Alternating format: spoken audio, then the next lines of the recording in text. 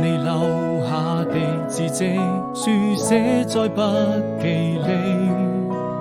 高中幾年的經歷，都寫滿了回憶。鈴聲又響起，時光總是讓我記得你。真想再次輕輕睡上你，請不要離去。那一年夏天，外面下起了雨，我們肩並肩看着未見天空多美麗。